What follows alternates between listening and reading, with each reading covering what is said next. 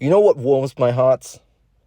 What warms my heart is that when I go to work and I see these really sick, really elderly people, they might be really freaking sick. And I'm talking about really, really sick. Throwing up blood, incontinence, having all of these medical issues, being confused and senile, you know, typical old age. When you get old, you get sick frequently. And what warms my heart is not seeing them, being sick, but seeing their family coming in to visit them. It always warms my freaking heart. You see these elderly couple. One of them is in hospital, lying on the bed, having all of these tubes coming out of their nose. And they might be really freaking confused because it's after surgery or, they just have delirium. They're in a weird environment and they had all of these drugs being given to them. So they're like sort of confused and really hard to manage, really hard to redirect.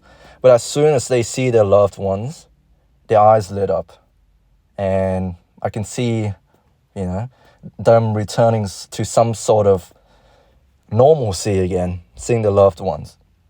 And I think to myself, I wonder what it would be like to be old one day, having lost everything, but then also gained everything in the world.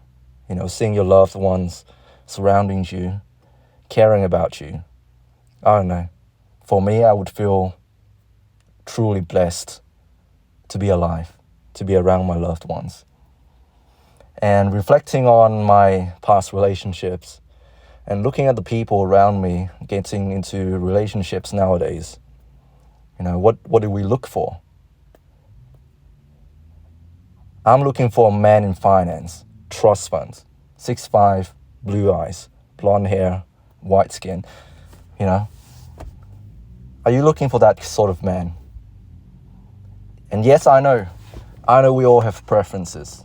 I know we all have an ideal version of a soulmate, someone whom we find physically attractive, someone who is healthy, someone who is capable, someone who is maybe unique, or someone who is special to you. But let me tell you this. You're not going to make out of this life alive. You're not going to take everything that you have gained in this life out of life, if that makes any sense. No one makes out of life alive.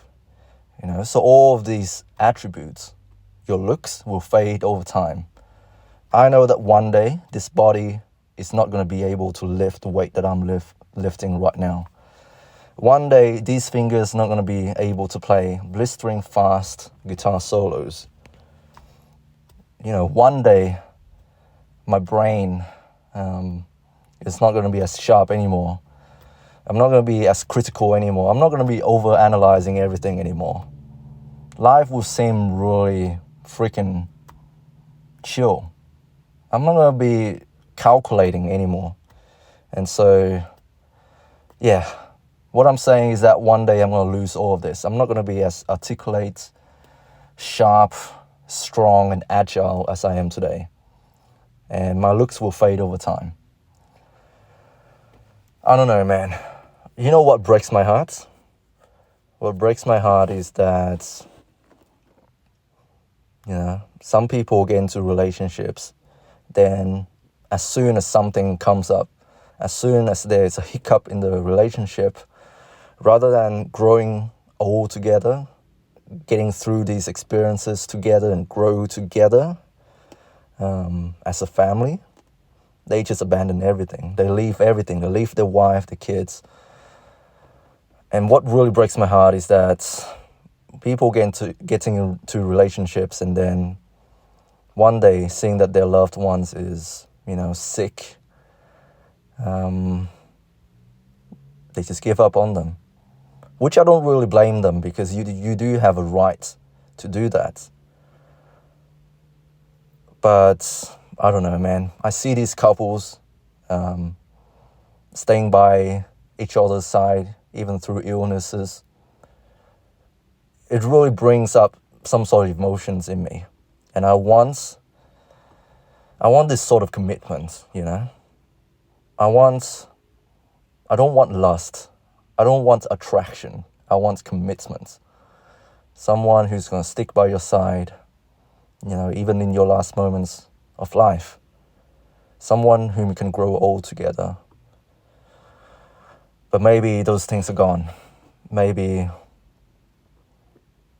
a relationship nowadays is disposable. You move on. You know, when you get bored of someone, when someone becomes lame for your taste, you move on. You ditch them. You go for the next hottest thing. You ditch the old girl and you go for the younger, hotter girls. You know? A guy is not pulling his weight. You know, you can tell that he's really struggling. But he has ambition. He's working towards his goals. He wants to have a family. But he's too young. He's too inexperienced. Just ditch him. Go for the billionaire.